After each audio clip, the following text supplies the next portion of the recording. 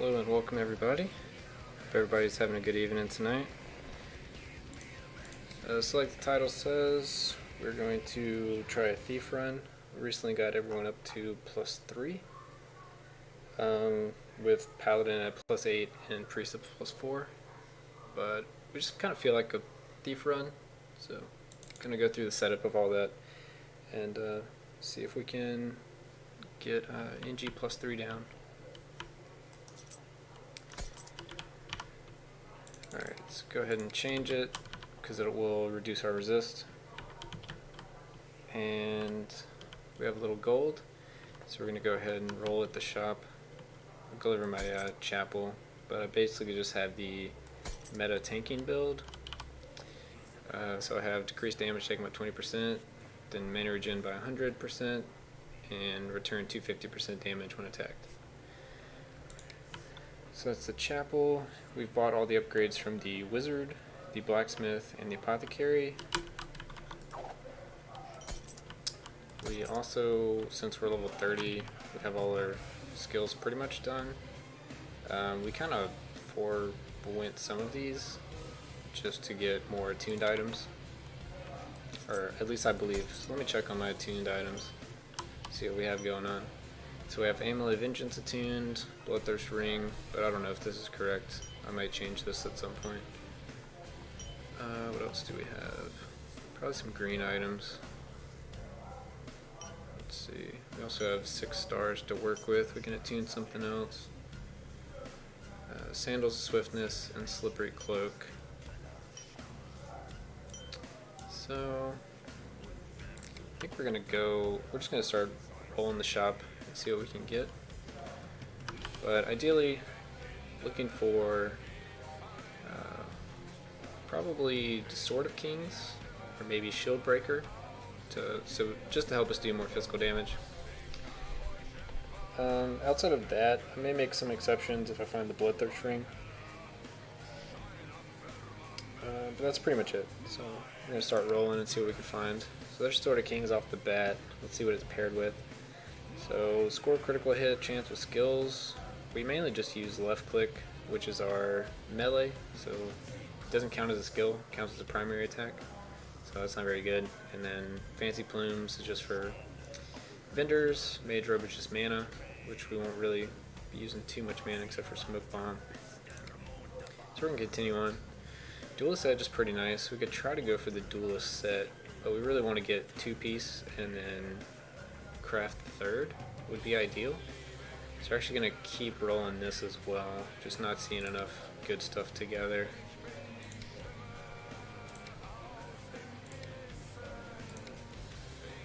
Markham's Mace. If Markham's Mace had another Markham's item, I would consider it, but as is, doesn't look good enough.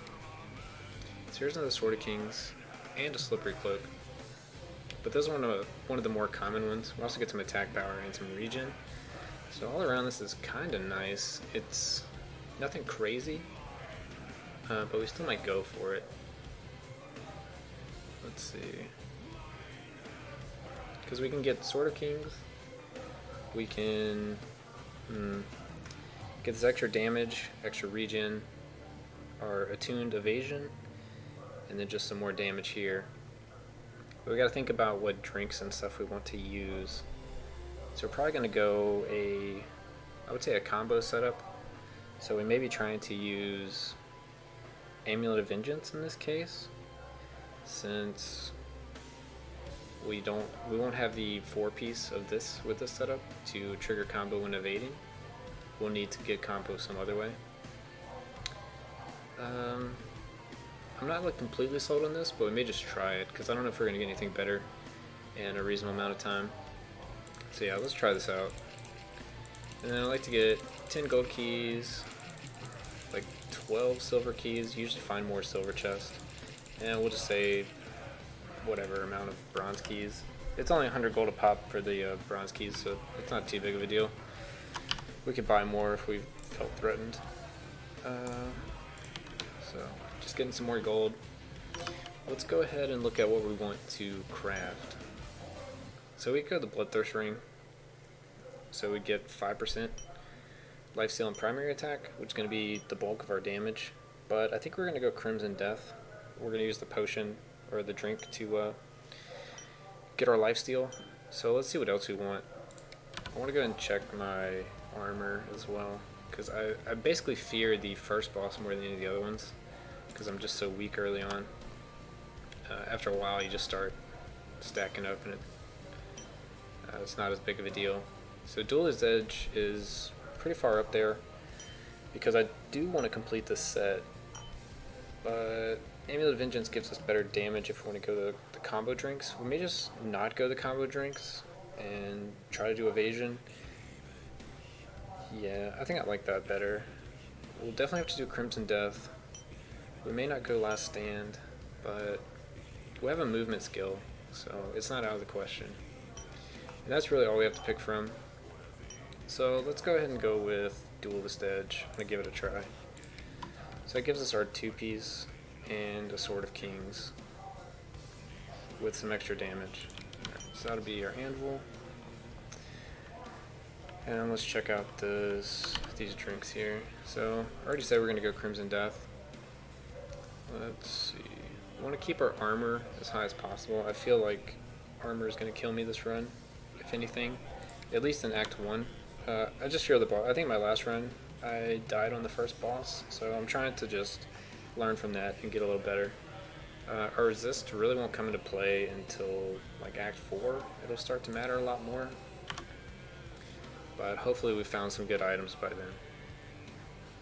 So we're not really worrying about skill power.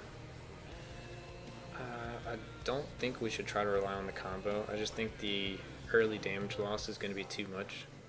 We don't want to take any more damage damage taken. This is skill damage. We may actually take this though. Critical damage on primary attack. Let's see what our primary attack's looking like. We're at 12.5% and 350% crit damage. So we really need more crit chance, but getting more crit damage wouldn't hurt either. So let's see. Let's see what kind of crit damage we can get. We may get the evasion just to have a ton. And we may offset the critical damage on primary attack with the 10 damage taken, with minus 10 damage taken. But let's see. Critical damage with skills. Not really interested in that. Critical hit with skills. Yeah, we're really just looking for primary attack. Chance to hit. Chance to score a critical hit on primary. So I think we definitely want this paired with this one. That does reduce our armor, which we were trying to avoid, but we should be able to manage this. We really want the damage for later in the game as well. This is all subject to change, but this is kind of the thought process of what I'm doing here. We'll see how it works out. So then we're going to minus the damage taken with that, and one more.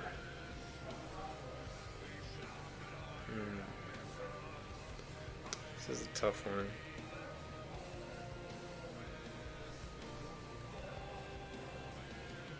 We could just go Last Stand. If I'm standing still, I get more damage and take less damage. And if I'm moving around, everything's kind of the same. I will move really slow though, so that's kind of the only bad part about it. Let me just do a last check before I decide on that. Oh, I could go the evasion. The evasion looks pretty good. It's 165, so we'd minus 15, but we get 8% evasion. Or we could get health regen. I think the evasion is going to bring us further, so we'll go ahead and take that. We'll lose a little damage, but we'll finish out with 21% crit chance and 450% crit damage and 150 attack power. So we're using Crimson Death here as our main source of leech. We're going to go with, I kind of want to do expanded floors. Let's see. How much do we lose health when we do this, like the paladin? Of course. Alright, so we're not going to go expanded floors. We got general traps, no towers, no traps in corridors, and then we gotta do treasure hunt and glass walks.